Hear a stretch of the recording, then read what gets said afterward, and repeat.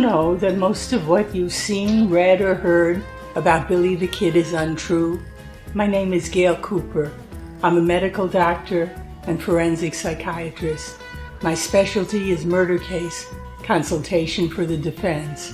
For 20 years, I've used my expertise to uncover the real Billy the Kid. Researching over 40,000 pages of archival documents and books, I've written the revisionist history. It's shocking, it's liberating, and I've written books demolishing the hoaxes, hijacking the history. My talks will share with you what I've found. Cover-ups, misinformation, and fakery, to use Old West lingo, will bite the dust.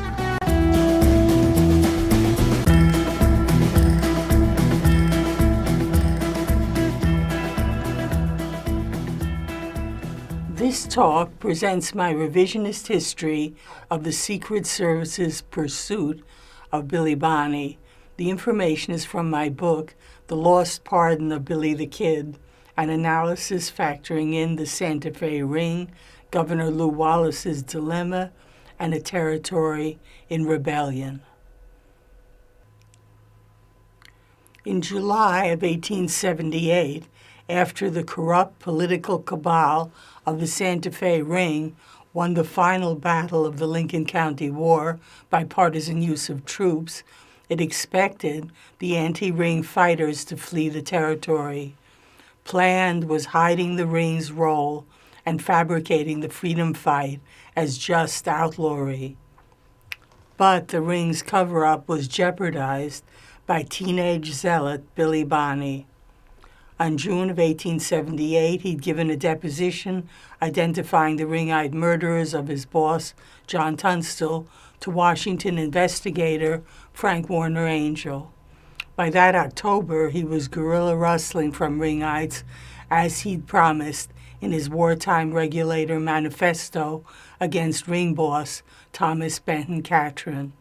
It stated, "Steal from the poorest or richest American or Mexican, and the full measure of the injury you do shall be visited upon the property of Mr. Catron." On October 24th, his bill of sale to a Henry Hoyt in Tascosa, Texas, was for a sorrel horse named Dandy Dick. It had been regulator-killed ringite Sheriff William Brady's and likely stolen by Billy from one of the Ring's Lincoln County ranches. Boss Catron's biggest fear was of a Hispanic anti-Ring uprising. The Lincoln County War came close. Bicultural Billy and his Hispanic partisans were capable of doing another one.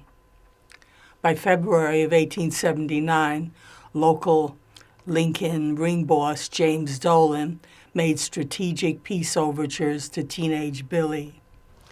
But hopes of quieting him ended at the night of their February 18th meeting with a chance encounter in Lincoln's dark street of attorney Houston Chapman. Chapman was initiating prosecution of ringite commander and A.M. Dudley for enabling the Lincoln County War's murder of anti-Ring leader Alexander McSween and arson of his home. Eliminating Chapman was Dolan's priority. Billy thus was eyewitness to Chapman's murder by Dolan and Ring thugs Jesse Evans and Billy Campbell. Ended was any chance of reconciliation. By March 13th, 1879, Billy offered new Governor Lew Wallace his testimony against Chapman's murderers in that April's grand jury in exchange for a pardon for his Lincoln County War indictments. He did testify, and to the Ring's presumed horror, got Chapman's killers indicted. Not losing momentum, the next month in May, Billy gave devastating testimony against Dudley in his court of inquiry for possible court-martial. Then, before the Ring could transport him to Mesilla for a hanging trial, Billy departed his sham Lincoln jailing in his Wallace pardon bargain and once again disappeared into secret safe havens of his partisans.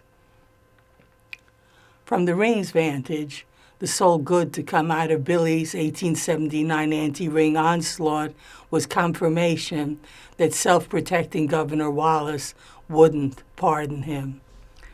That stimulated the Ring's plot to capture Billy for hanging or kill him outright.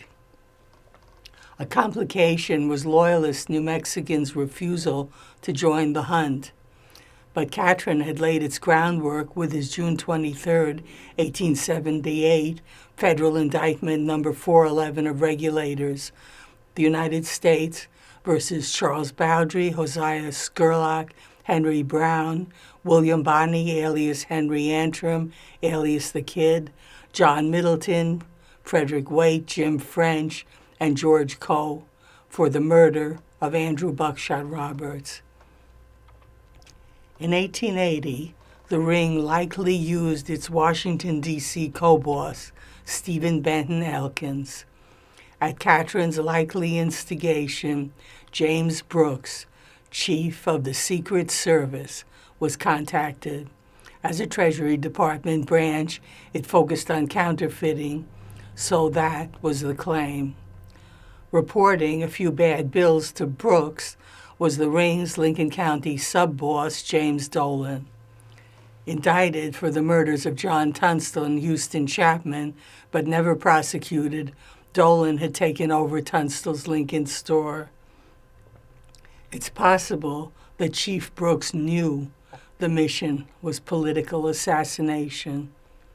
The Secret Service had broad powers to pursue other crimes, pay informers, and kill. But the assigned special operative, 45-year-old Azariah Wild, was kept in the dark. Based in New Orleans, he had little knowledge of the West.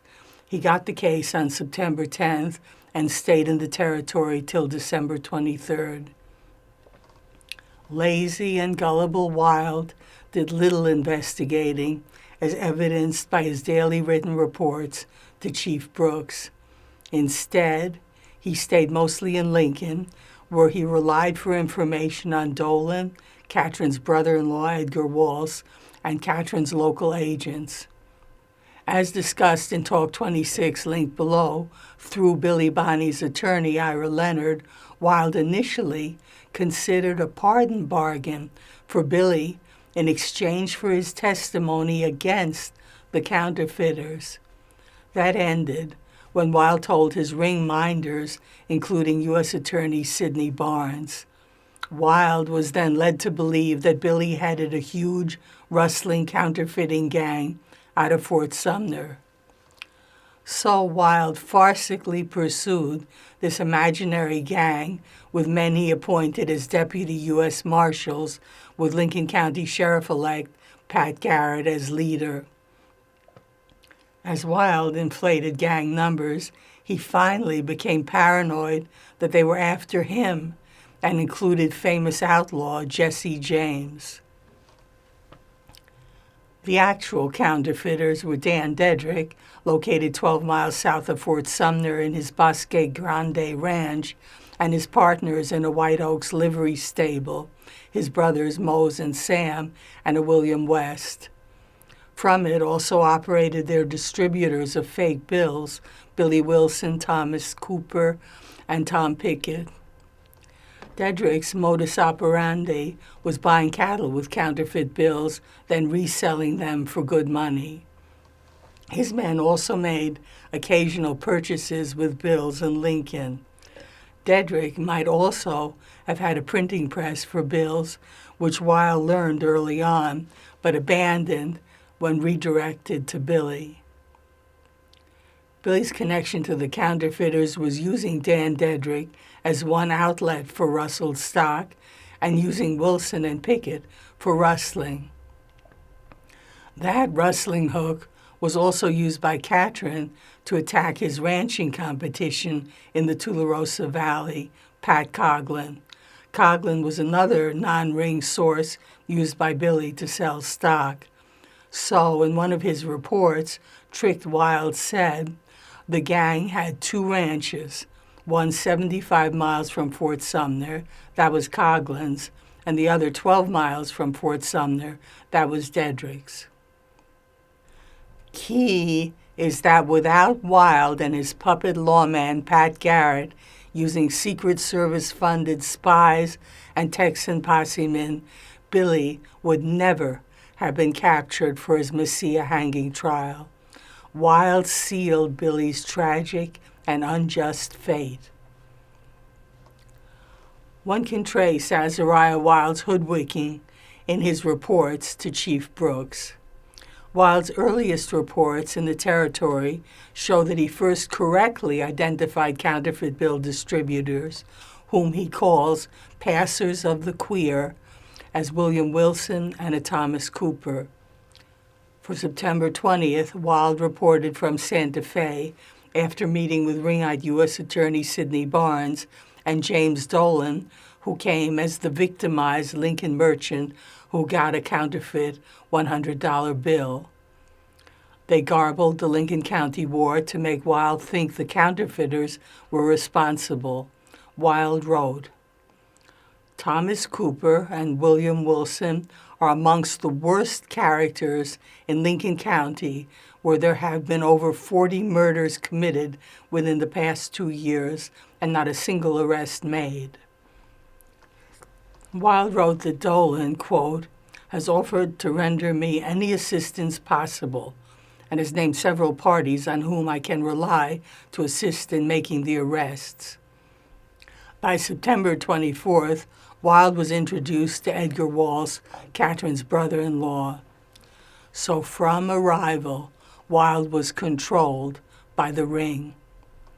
On October 3rd, Wild met with James Dolan in Lincoln to see the counterfeit $100 bill, but he strayed enough to meet attorney Ira Leonard in town. From that meeting would soon come Leonard's ill-fated pardon attempt for Billy. On October 4th, Wild reported that William Wilson had also passed a counterfeit $100 bill to a Lincoln merchant and to a Fort Stanton Post trader firm. On October 5th, Wild's manipulation, likely by Dolan, progressed to accusing Billy Wilson of rustling in addition to counterfeiting. Wilson was then linked to Billy. Wild wrote, William Antrim, alias William Bonney, alias Billy Kid, is an outlaw in the mountains here who came here from Arizona after committing a murder there, with whom these cattle thieves meet, and by many it is believed that they, the cattle thieves and shovers of the queer, receive the counterfeit money. Wild doubted, writing, I have found no evidence so far to support their suspicions. On October 8th, Wild reported Billy's pardon option to Chief Brooks. He explained that Governor Wallace's amnesty proclamation excluded Billy since he'd already been indicted. Wild also recognized that Wallace couldn't pardon Billy for Catherine's federal indictment, but Wild was optimistic that a pardon could be worked out if U.S. Attorney Barnes simply ignored the federal indictment. Wild planned a meeting with Billy and Leonard, but he also met with ring-eyed William Delaney, Fort Stanton's post-trader, as recommended by Edgar Walls. Colluding Delaney was cited by Wild. He thinks Antrim, alias Billy Bonney, to be one of the gang. On October 9th, Wild revealed information on actual counterfeiters from Ira Leonard, likely advertising Billy's knowledge and showing a letter of intent by Billy. Wild also informed U.S. Attorney Barnes about the pardon plan. On October 11th, Wild's report reflected ring influence. He requested arrest warrants for Billy and other regulators. By October 14th, Wild was tricked into believing that the counterfeiters were in a gang with Billy in Fort Sumner. He called them a terror to the whole country. By October 16th, Billy, having determined the mail route for Wild's reports, robbed the stagecoach to get them. He would have read Wild's report for October 11th stating, "It may be well to send down warrants for the other parties who stand indicted in U.S. court and who are making Fort Sumner their headquarters." Billy, realizing his meeting with Wild would be a trap, refused it. On October 17th, still unaware of the mail theft, Wild, still in Lincoln, continued to report the ring's focus on Billy. He noted, "William Antrim, alias Billy Bonney, alias Billy Kid, indicted in 3rd District of U.S. Court for the murder of the Indian agent." This was Wild's garbling of the Buckshot Roberts killing within the Mescalero Indian Reservation. Wild added, "There are many more men connected with this gang whose names I have not learned, but are making Fort Sumner and vicinity their headquarters." On October 20th, Wild reported the mail theft, accusing Billy Wilson, Tom O'Folliard, and Tom Pickett. He wrote that reading of his reports meant, quote, "The plans of my mission here is as well known to them as it is to myself."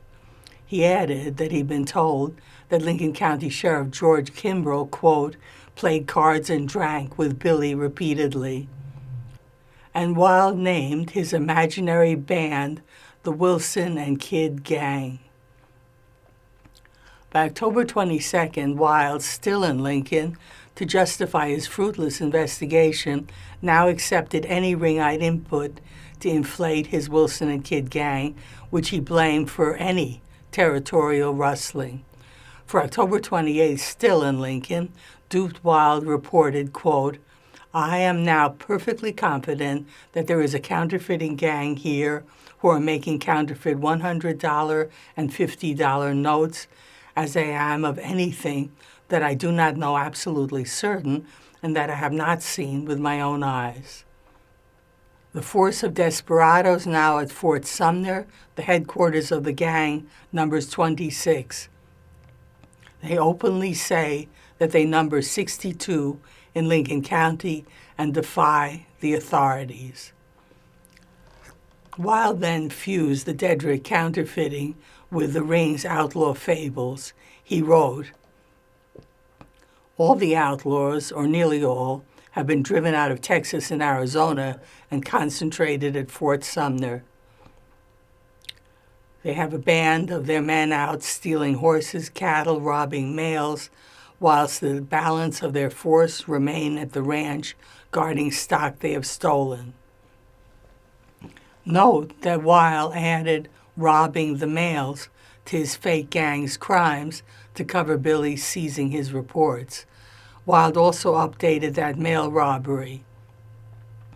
"I am informed this day that a lady passenger who was along at the time the stage was robbed near Fort Sumner recognized William Wilson and William Antrim, alias Billy Boney, as two of the robbers who robbed her and the mails." By his October 31st report, still from Lincoln, Wild hysterically decided that he was in another Lincoln County war, and he revealed his power to kill. He wrote, "If things are not looked to by arrest, soon it will end in another Lincoln County war." He added that once he got warrants, using White Oak's men, he could, quote, "arrest or kill the whole business." The ring had another problem. It needed a ring-beholden Lincoln County sheriff. Ring-eyed George Pepin had quit after conducting the Lincoln County War. His replacement, George Kimbrough, was anti-ring.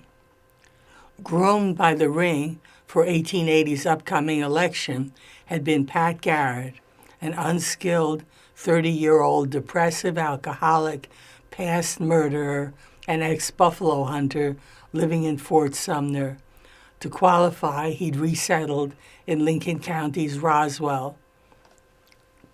Pre-election, Azariah Wild assisted in advertising him as a law and order candidate to new White Oak settlers unaware of Lincoln County war issues.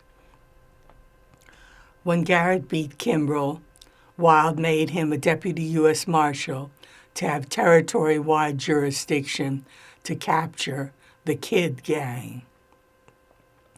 Since Garrett had known Billy in Fort Sumner since arriving there in early 1878, one can presume that he went along for the life-changing opportunity, but knew the gang was non-existent. Having recruited Pat Garrett and mob mentality White Oaks residents, Azariah Wild decided to attack. For November 4th, still in Lincoln, he wrote to Chief Brooks, "I am now engaged in making preparations to get 50 men together to go to Fort Sumner and arrest this gang of men." For his November 6th report, still in Lincoln, Wild was in a paranoid tizzy about his swelling gang with its, quote, leaders William Wilson and Billy Kidd. And ring-eyed Judge Warren Bristol gleefully issued arrest warrants for this Secret Service dupe. Wild wrote, "From every indication there is no scare amongst this gang, or they are calculating to make a stand at Fort Sumner and fight. They're known to be 29 in number." Judge Bristol said he would issue warrants for parties who have been engaged in violating the United States law. "I will soon be in readiness to go to Fort Sumner. The parties who robbed the mail or who were leaders of it was William Wilson and William Antrim, alias Billy Boney, alias Billy Kidd." Reporting for November 10th, still in Lincoln, Wild met with Garrett to plan the raid on Fort Sumner against, quote, the worst gang of men that this country has. For November 14th, still in Lincoln, Wild described using a White Oaks man, James Bell, to make a deal with a counterfeiter if possible. Note that on the 28th, Bell would be a posseman involved in killing fellow posseman Jim Carlisle in friendly fire when ambushing Billy at Great House's ranch, and would then blame Billy for the killing. Bell was later deputized by Pat Garrett as Billy's pre-hanging guard in Lincoln and was killed by Billy in his jailbreak. For November 18th and 20th, still in Lincoln, Wild reported hiring Garrett's friend Barney Mason, Peter Maxwell's Fort Sumner foreman, to spy there. Importantly, Mason revealed an actual plot of counterfeiter Dan Dedrick. It had nothing to do with Billy, but Wild added Billy by using Mason's input that Billy rustled with Billy Wilson. Wild wrote, "It appears from the statements of Garrett and Mason that Mason is an experienced stockman and is now in the employ of a man named Maxwell who resides at Fort Sumner. Mason states that a few days ago, one Daniel Dedrick, who resides at Bosque Grande and who has an interest with his brother Samuel Dedrick and a William West in a livery stable in White Oaks, came to him and proposed to hire him to take $30,000 counterfeit money to Texas, buy cattle there, and take them to a place near Mexico to Dedrick and West, then leave the country." Mason states that William Wilson boards at his house when at Fort Sumner, and Mason states that William Wilson and Billy Kidd left about the 15th instant with 60 head of stolen horses and went down the Canadian River to be gone 2 or 3 weeks. They would probably return to his house when he would turn them over to Patrick F. Garrett, Deputy U.S. Marshal and Sheriff. Tricked White Oaks men, having gotten Pat Garrett elected sheriff by their majority voting to eliminate the Kid Gang, were primed for action. But unaware, Billy, still brought rustled horses to the Dedricks' livery there. The locals formed the White Oaks Posse to capture him. On November 22nd, they ambushed Billy and his companions near White Oaks at their Coyote Spring campsite, but firing wildly, they merely killed 2 of their horses. Billy's group escaped to Whiskey Jim Greathouse's ranch about 40 miles to the north. There, at November 28th, the posse ambushed them again. When Billy offered to negotiate, they sent in a Jim Carlisle, but Carlisle panicked, leapt out a window, and was killed in friendly fire as mistaken for Billy. The posse then retreated, but Billy finally realized his danger. The posse later burned down Greathouse's ranch and blamed Carlisle's killing on Billy. For November 23rd, Azariah Wild, having relocated to Pat Garrett's Roswell home and never having gone to Fort Sumner, reported his fables to Chief Brooks. For the Coyote Spring ambush, his Billy Kid was now leader of the Kid Force, outnumbering White Oaks men. He snidely added, "There is talk of Judge Lynch trying them at last account."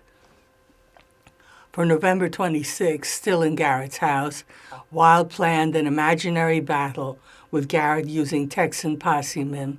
Wild reported that they would, quote, press the rustlers from the White Oaks back to Fort Sumner and then surround the place with forces from above and below. For his November 27th report, Wild, still at Garrett's Roswell house, had worked himself into terror of his imaginary gang. His only real information had come from Barney Mason, saying that Dan Dedrick had backed out of the cattle for counterfeit money deal. Wild, lost in paranoid fantasies, wrote to Chief Brooks, "I will respectfully state that I am very impatient to get away from here. At the present time, I am entirely cut off from reaching the railroad by these outlaws and will have to employ a guard unless I remain until arrests are made and go along to Santa Fe with them." For November 29th, still at Garrett's house, Wild wrote that he was setting out with, quote, an armed and mounted force of 20 men under command of Deputy U.S. Marshal Garrett. With grim paranoia, he added, "It is believed that there will be bloodshed whenever our men come up with the main gang." For November 30th, still at Garrett's house, Wild reported the Greathouse Ranch ambush and embellished fabrications. He wrote, "Information has reached me this day that William Wilson et al. Of their gang numbering 17 were run into Greathouse's ranch, that the house was surrounded by a posse numbering in all 13. One of the posse named Carlisle was one of the leaders, and after a little talk with the parties on the inside of the house, he was induced to go in. Soon as he was inside the house, he was murdered. Soon after Carlisle was murdered, William Wilson and his gang made a rush out of the house and made their escape under cover of the night." For December 1st, Wild reported that he had actually remained in Garrett's Roswell house when Garrett left, quote, with a posse to go to Fort Sumner. For December 2nd, Wild hysterically decided that the gang had come to Roswell after him. He wrote, "Several of William Wilson's gang of men have been seen near this place this day. It is feared trouble is brewing. I am unable to get out of this place with safety." On December 3rd, Wild, still in Garrett's house, reported ridiculously that Garrett was apparently arresting random people like ones in, quote, a cave some 20 miles from Fort Sumner. Lacking real arrests or even a real gang, Wild whined to his chief There has been cold weather and snow since the 20th of September, to say nothing of being away from my family and almost severed from civilization. I hope you will not place the blame of the delay on me." Wilde added that his work was appreciated by locals, unaware that the appreciation was by the Ring, now poised to kill Billy Bonney. For December 5th, paranoid Wilde, still in Garrett's house, reported, "The outlaws have divided up and have men on every road leading from Lincoln County to the railroad." For December 7th, Wilde, still in Garrett's house, tracked his phantom and migratory gang to Lincoln. He reported, "They left going in the direction of the Capitan Mountains, where it is believed their main force is." For December 9th, Wilde wrote that Garrett had captured a large number of stolen horses and cattle. This was Wilde's exaggeration of what Billy himself reported in a letter to Lew Wallace on December 12th, that 2 of his mules had been stolen by Garrett from the Fort Sumner area ranch of a Thomas Yerby. Garrett, unlike Wilde, knew his job was to hunt just one man. Wilde added to Chief Brooks, "The rustlers have men on 2 out of 3 roads. I'm going to leave here for headquarters first occasion that presents itself to get away with safety." By December 23rd, Wilde was departing New Mexico Territory en route to New Orleans and reporting from Santa Fe about Garrett's pursuit of the, quote, "Kid and Wilson gang." For Impact, he added Jesse James. He wrote, "Deputy Marshal P.F. Garrett has killed one of the Kid and Wilson gang and badly wounded another in attempting to arrest them. He is still in pursuit of the balance of the outlaws. Jesse James is surely there, under the name of Campbell." On December 24th, Wilde, in Santa Fe, met with Lew Wallace, his fellow outlaw fabricator, happy to piggyback on Wilde's concoctions. Wilde wrote, "I called on Governor Wallace, who was anxious to know the situation, and stated such facts as I know. He had once said, 'Tell Mr. Garrett to follow these men any place in the territory, and tell him I say so.'"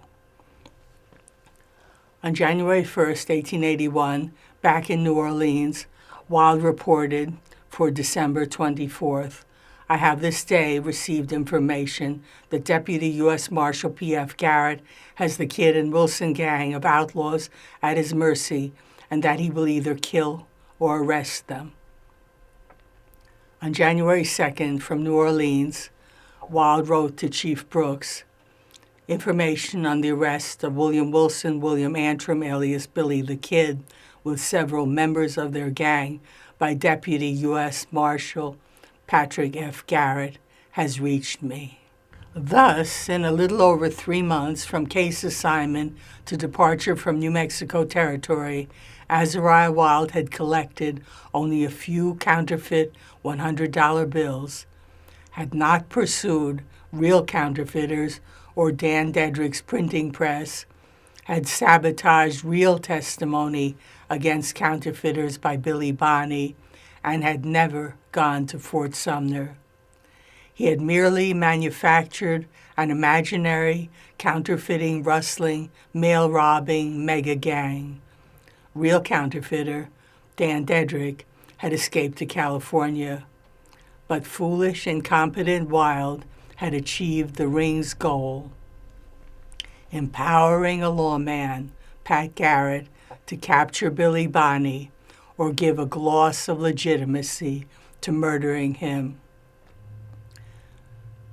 Garrett, carrying out his real assignment of killing Billy, on December 19th, had ambushed Billy and his small group when they rode into Fort Sumner in a snowstorm. Garrett missed Billy, but fatally shot Tom O'Folliard. On December 21st, Garrett and a few possemen tracked them as they tried to escape the territory. Billy's group stopped 16 miles from Fort Sumner at Stinking Springs, windowless, stacked stone line cabin for Peter Maxwell's sheep herder. At dawn of the 22nd, Garrett shot dead Charlie Bowdry, thinking he was Billy when he emerged. Garrett then settled on capture, transporting Billy Wilson, Tom Pickett, and Dave Rudabaugh to the Las Vegas jail on the way to the Santa Fe jail. In later talks, I'll present Governor Lew Wallace's last chances to pardon Billy Bonney.